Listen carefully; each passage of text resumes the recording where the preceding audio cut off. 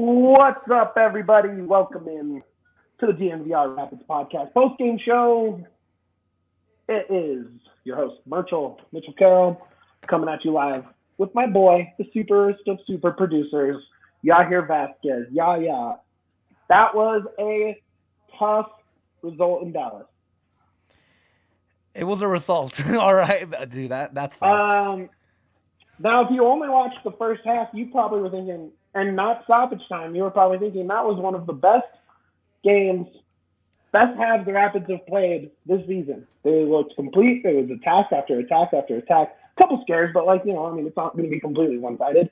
And then the goal of the season happened in 47th minute, second minute of stoppage time. Servania put in a goal from, 40 yards out or something like that. Just a gorgeous goal. And that opened the floodgates, and it was all she wrote for the Rapids. That goal, man, it sucks just because I think if the defense just gets up a little bit more, there's no space for him to shoot.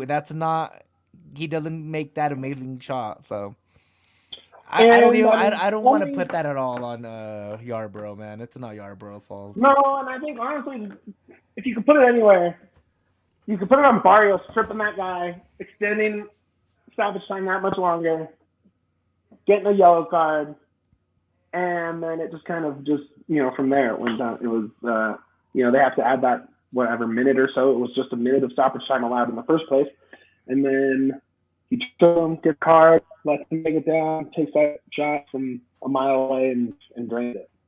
Yeah, that was just a bad game, man. That sucked. I really have no words at all for this game except for it sucked. Yeah. I think how you said the first half was like really good. If you just watched the first half, you thought I think that's the first half the Rapids have played, the best first half the Rapids have played all year. Like hands down, they were dope. I don't think you could have asked for a better first half. No, except for that last goal. That goal they gave up on BS, but Rubio had a gorgeous goal to put him ahead. Third of the season. He's doing his work. He got that goal in, and my SGP on DraftKings of a Rubio and Rapids money line was looking awesome until it wasn't. The second half, they scored in the 50th. They put one in again at the end. But that 50th goal, you obviously don't want to give it up. That was a pretty nice, it was pretty nice work by them. The third goal, Wilson just completely gave up defending the play, tried to get the steal, missed by a mile.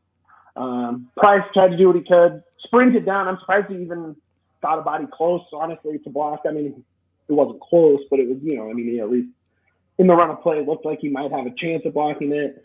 They bury it, 3-1, unbeaten streak ends. Going into this game, you're like, okay, 4 unbeaten. That's, you'll take 4 unbeaten.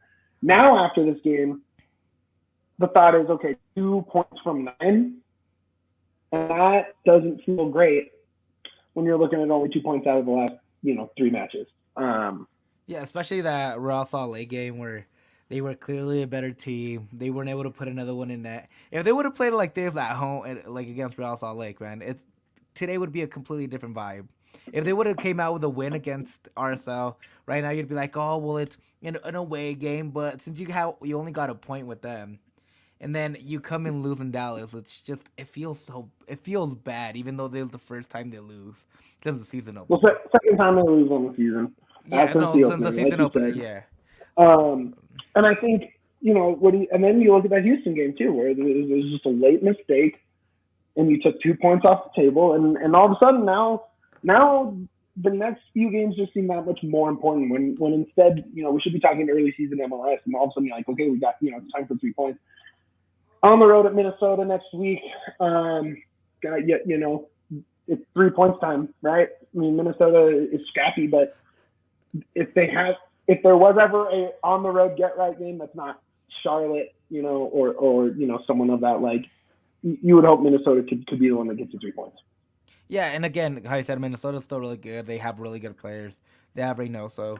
Last time they played out there, Lucas Estevez scored that goal all the way from half. They were down 10 and they won still, so they can definitely go out there and do it again. just I said, man, I still can't get over this game. I'm sorry, like it just sucks No, so much. no, it did. It I'm did. so down on it, like just because it was such a bad game. Like it sucks. And you're right, Joseph. Winless in 3. If they would have lost today and won one of the Houston or RSL games, you would have been happy. You would have been like, oh, this is okay. It's whatever. It's a point, like it's a result. But not being able to get more than a point in the last two and then coming to Dallas and losing, it sucks so much, man. Going to Dallas, it feels bad. It feels real bad, even though they're okay. It just feels bad. Let's look at. Let's dig in. You had a max start for the first time since the LAFC game. Played about 70 minutes. I think he was subbed out in the 70th or 71st. Pretty quiet first half. Quiet is generous, I think, actually. He whiffed on that Barrios assist in the first 10 minutes that could have put him up 1-0 right there. Yeah, oh man, that was that was it was like bad pass across the box. Couldn't. And I think that's just part of shaking off the rust. He just hasn't had a lot of minutes so far this season. I bet it's. Now with this, he's probably close to 2 minutes or 2 games worth of minutes, but he's probably not even there yet. So, overall, I think relatively encouraging signs. He had that nice run a few minutes before he got subbed out with a beautiful through ball that Lucas got in the corner and had a nice cross off of. I think there was enough encouraging signs that you hope that Frazier doesn't do the thing where it's like, oh, didn't work, back to Lewis. You hope Max stays up front there. I think if anything, the attack looked a lot better because you could actually see Max out there. Like he didn't get lost in the shuffle. He was creating. He was running back and forth. Whenever he actually made himself felt, even if he had a quiet first half, you could see him running for the balls. He didn't get lost at all.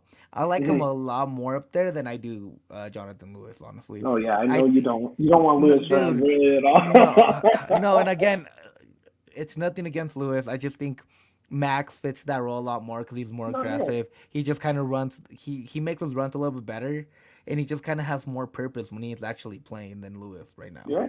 And when Lewis plays as a super sub, he's awesome. You saw it today. He has all the energy in the world. He has a high rate of attack, and he'll go fight for every ball. And that's what you need in the last few minutes. Somebody that's fresh, that's willing to go after every ball. Yeah, absolutely. I thought the subs were pretty on brand for Frazier. Lewis on, Shinyashiki on. Not. I wouldn't say there's much creativity, but also, that's the other side of the coin, right? Like you have a nice run of form, and you're sticking to your game plan. You're sticking to that formation. Your outside backs are doing the work. You're finishing up top with Rubio and those guys. And when it works, it works. And when it doesn't, that's when you can point to the lack of creativity. But it's also what worked so well to start the season. So it's you can't be too mad at that in terms of not getting too creative with subs or formations. I'm going to give you my player of the game. I'm curious what yours will be after that. And then, hopefully Joseph pops on with who his was. Rubio would be the easy one. I want to give it to Keegan, though. I thought he had a tremendous game. I think his eyes were on goals. He saw Wallace get one last week. He wants one really bad. I can tell. He hasn't scored yet this season. He had that shot off the post in the second half that, I wanted it to go so bad. But he had a ton of good crosses into the box. Kept them low, kept them, finishable if they got there. And that was also the story of the entire second half, was crosses in that just didn't quite get to where they needed to be. But overall, I would say it's probably player of the game. I think Matt's also had a nice game. Price had a nice game. But for me, it was Keegan, pretty much hands down. Yeah, Julio, that's right. Keegan did ball out. My guy. Since you went with Keegan, that's who I was going to give it to. I'd probably go with if I had to go with somebody different, probably be Mark Anthony K. I thought Mac just continued his form of being strong, winning balls, accurate passing. He had a better vision. He's the last few games we've seen him play, he has a lot better vision. So I think I'd probably go. If it's not Keegan, it's going to be Mac for sure. I think Mac had some nice plays, and where I thought he hasn't really made his presence felt was when the ball gets to the corner and you're kind of shuffling around trying to find the cross, and you kind of have these little two-man games. I think he really established himself as being an option for that today. He played off Lucas really well a couple times. He's so comfortable with the ball at his feet, and he can be creative with his touches. So to see that kind of offensive play set up, more crosses and stuff tonight, I thought I thought I mean, it kind of continues a streak where he's rounding into form, which I thought he would be in form coming into the season, considering how he played with Canada. But it's nice to see him keep it going. Touches were looking good. Dribbling was looking pretty good. I also thought we saw that Yeah, physicality Brandon. that Porrig was talking about. That he's been Yep. stronger, he's been more physical, he's been willing to go after the ball, and he's been playing the full 90 minutes. And that's what you want to see from your midfielder, box to box like that. So I Yeah. thought he did great today. If it's not Keegan, it's gonna be Max for me. Yeah, I think that's totally fair. I think Price looks good on his set pieces as always. He has such a knack for just keeping it at head level all the way through the box.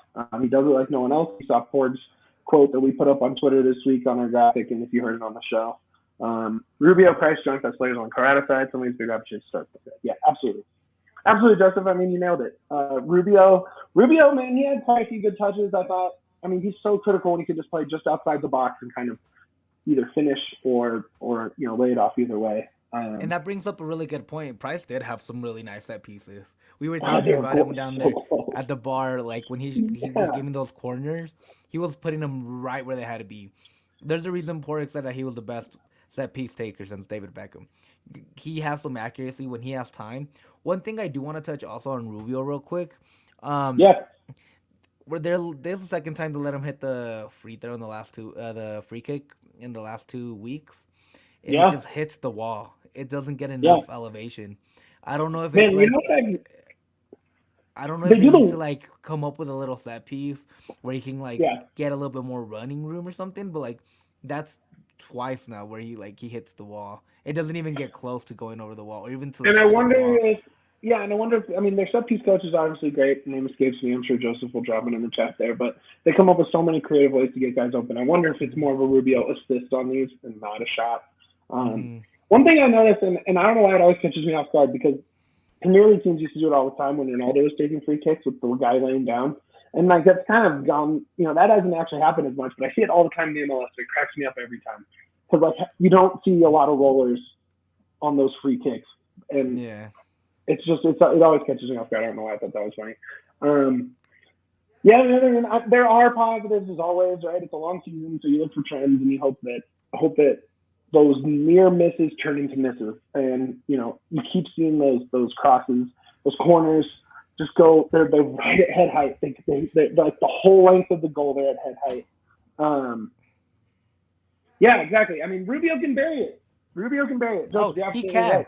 And again, it's nothing up against that. It's just it seems like he can't the chances he had this year. Like at least last year, you saw him getting over the wall a little bit more.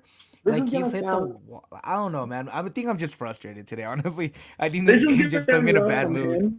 This is gonna sound rough on him, but I think if you have a free kick that close to the edge of the box, I think right in front might be harder for him almost, because there's you can really play with the angles when you're coming from the side and you can bend it, but when you can just load up all your defenders in basically the span of the goal, it's much harder for him to touch that in there.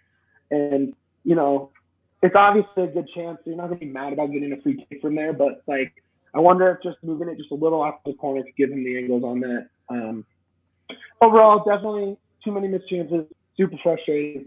I'm still I thought Max Alves had a great game. Yeah, I really did. I wouldn't go as far as great, but I would like to hear why you think it was great. I would go with great just because he hasn't played much. I said he was rusty, and for like the amount of for the first time watching the Rapids this year, when I didn't feel like the attack got lost. I feel like they were more unified. I saw them kind of talking to each other a little bit more. I saw Barrios kind of like crossing to the middle, which you haven't seen that much, honestly, and that's where Barrios is really like lethal. That's why, and I really do like that, because like you can have Mac and Barrios kind of going in and out into like that central attacking midfield kind of role they both have played before. So I like that more than anything. Again, not to hate on Jonathan Lewis, I just don't see that a lot from Jonathan. I feel like when he's out there, like you just don't see him as much, and that's what I like Max. I thought Max did great. That's why I thought he had a great game. And again, I'm just frustrated. I'm just like literally frustrated with today's game. I'm salty. Honestly, the best thing you can take away from Max is there wasn't some brutal mistake that would prevent him from starting again and again, and actually getting a run of games where he's getting extended minutes with the rest of the starters and actually being able to kind of, implement his play style to them. Whereas I think if he only gets a start here, game off 10 minutes, game off 5 minutes, game off 20 minutes, game off, it's going to be really hard for him in his creative play style to really become a target and kind of let the team kind of swirl around him in attack. Whereas if you can get a couple games in a row, we can really see that creativity kind of open up. And instead of just relying on Lucas and Keegan to cross, you can actually get some run of play into Max, back to Max on the outside, into Rubio or Barrios and finish. Oh, for sure. And today I think Rubio did a great job of shutting up play that whole DP9 again. I thought he had a game where you kind of like, okay, he's doing a lot better. He's, it kind of calms down the chatter a little bit more again about maybe a DP9 coming in sooner than later. Yeah, and I mean, you have a theory on that. Do you want to get into that? Do you want to break your theory here to I'm gonna get so much shit for this, man. So, dude, you know how much I catch for being a United fan, for fully believing in Diego Rubio as their starting striker. Like, I'm used to it. Bring him on, dude. The hate is good. Engagement is good. So all engagement is good engagement. Numbers, baby. I'm all in on the Brenner news. Before the Brenner news even broke about him asking for a transfer, I tweeted the day before, player to look out for that I think the Rapids should be interested in is Brenner. Came in about a year or two ago. Came in, I think, on last mega summer. Money. Came in last year before the start of the season for FC Cincinnati. He hasn't been that good. He is like a $13 million Brazilian. And I even tweeted it out. If he was I'm like, look out for Brenner. Brandon Vazquez is having a season, and they might be looking to move him. If they are, I wouldn't be surprised if the Rapids went for him, and I'd be kind of happy because I think he fits the mold of what the Rapids want. I got some shit from Juan. From Juaners, he's like, he hasn't been that good. Yeah. And I'm like, yeah, you're right. He hasn't been that good. You look at his advanced stats, and they haven't been really good. They hasn't been that good. But you kind of Cincinnati just throwing money away and around. And the thing is, like, he hasn't been good in the MLS. He really hasn't. So I can't even defend that. But looking at what he kind of brings and looking at the player he was when he was in the Brazilian league, I think he'd be a really good addition. And I think the Rapids have a track record of it. Play style. I think it makes sense. I don't think it makes sense as like a DP9. I think he comes in, fits another slot somewhere on the roster. But wouldn't that make the perfect like Rapids move? Not a TP9, just another striker that they think can develop into a DP9 caliber. I mean, perfect according to, it'd be perfect for in terms of what the Rapids like to do. I don't think it'd be perfect for the Rapids fans. They would riot. It's not, but isn't it like kind of what they do? Wouldn't it fit their MO? Catch fire. Like a piece of internet would actually catch on fire if that happened. But tell me not, is it kind of like their MO or not? Like bringing a player that they think can be caliber in DP9, but it's not a DP. So I feel like that's where they might be going towards. So that's what I'm like, Brenner might be a player they're looking at. When we had a Porygon, he kind of dropped that little news. He dropped a little something in there where he said, like, it was like, it might be connecting dots where he's like, but he's like, he said, well, there's a player that just became available that's talking about our attack. There's a player that might just become available, and we're looking into it to see what might happen. Okay. He didn't say, we're bringing any player. And always funny connecting the streets. And that's literally the day that That's literally the day that it broke that Brenner asked for a transfer. The day before, I had just said it. Like, I don't know if DP9 happens outside of a Giassi trade this summer. How many? But I don't even think Giassi would be a DP though either. Yeah, but like that's the thing exactly. So who knows? I do like the Brenner idea, depending on cost. I mean, we're obviously not going to give him $13 million for you know. And I Yeah, think Brenner, exactly. like, That's the yeah, thing is he wouldn't start over Rubio either. So like, what problem are you really well, like solving there? that's the thing. Like, if you bring in Brenner and you develop him, like, which is what he came to MLS to do, to score goals, develop his game more, Sure. and so he could go to Europe, which is what a lot of these South American guys, that young kids that come, or Yeah. South American kids come to the MLS to develop their game a little bit more, so they can be maybe move to Europe here in in a transfer window or two. If we're So that's I'm going like, a developmental striker, I'd rather just keep Yappy going, honestly. oh Personally, no, like, that's just well, my like, move. Yeah. but that's the thing. I'm like, I think Brenner's closer to being ready than Yappy, and I think Brenner can Mm-hmm. help you in like 2 to 3 months, maybe like towards the end of the season. I think Brenner can start. I mean, because he started multiple games. That system that they're Yeah. running in Cincinnati sucked. It's not a good Yeah, team. that's true. You And weren't then wrong and then you about have that Lucas and one. Keegan throwing them down the middle. You got Max and Barrios, and like, and Yeah. you also have a very strong midfield. Like, it just, to Yeah. me, it's like, it makes so much more sense for him to be on the I Rapids than for him to be on yeah. Cincinnati FC. To me, that's like an off-season move, just in terms of like Frazier doesn't even trust the new guy. I mean, we've seen what like 30 minutes of Brian Acosta this season. I mean, probably a little more than that, but like we brought it. You know, he brings in guys Max has barely played.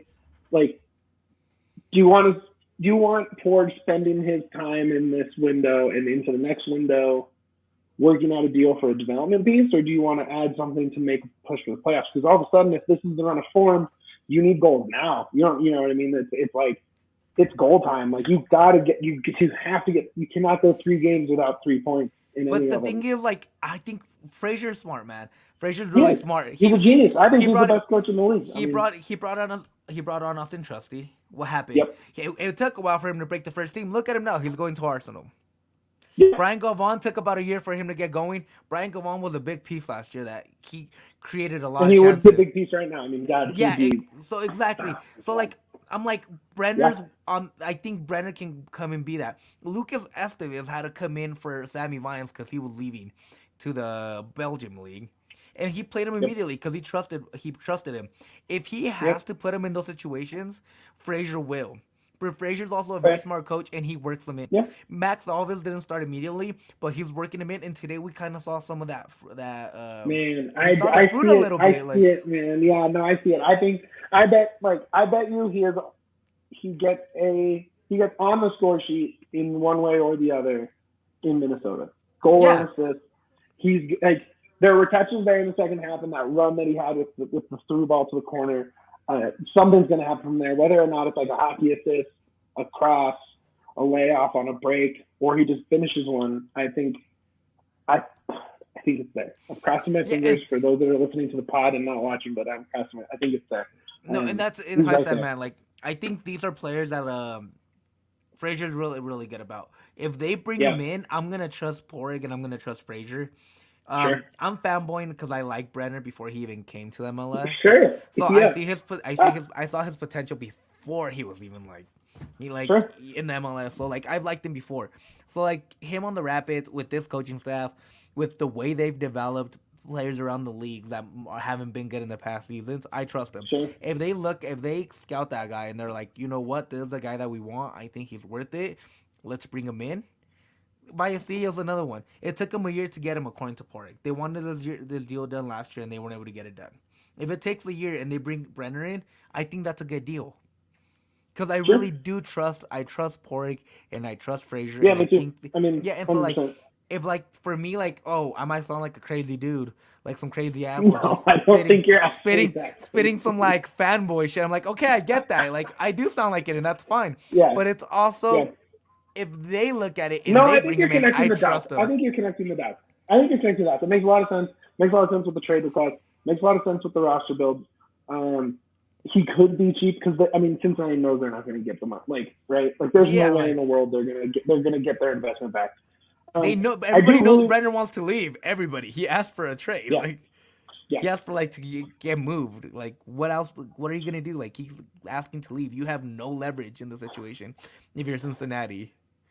really quick. The one thing I want to touch on before we're done, and we talked about like the subject of what I want to talk about, and it's those set pieces and corners from Price, and how they're header and shot level across the whole box, and Vazquez coming in and hopefully being like maybe a sub on for Wilson, who looks like he can't really finish out games right now. Like he's had a few pretty rough mistakes late in games.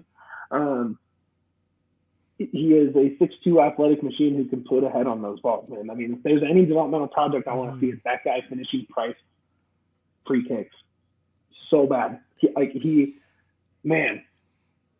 Porge told me in the chair this week when we were sitting down and talking, he is, it's like the perfect fit in terms of Price's strength and potential roster spot with Chelsea leaving, and also as a sub late to kind of just get one of the tired defenders off and finish out games as a target. I'm interested. I mean, do you have any thoughts on that? Or I think Vazquez is just gonna take a bit for him to get worked in. It usually does, I mean, he's coming off the injury, and like I am ready for it. And you're right. I am excited. In the vein of your Brenner love, I do think there's something there that fits with the system and of course, needs. I agree.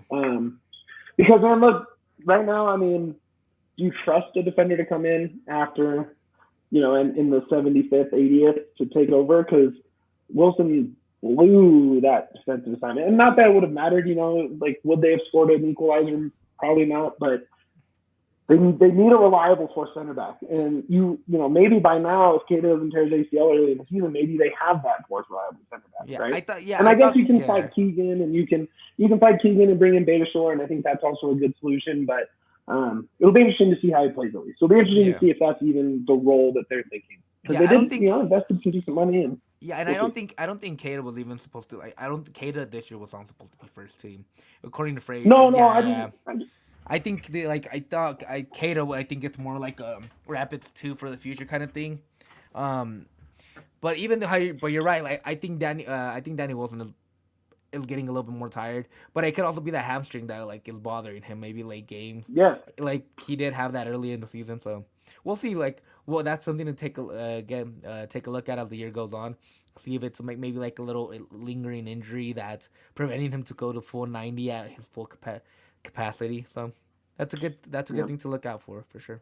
Yeah, definitely something to look out for. All right, this week we have a special guest from the Rapids Communications Department on Wednesday, Thursday? Wednesday, I think. When we scheduled this week, Wednesday. So keep an eye out for that.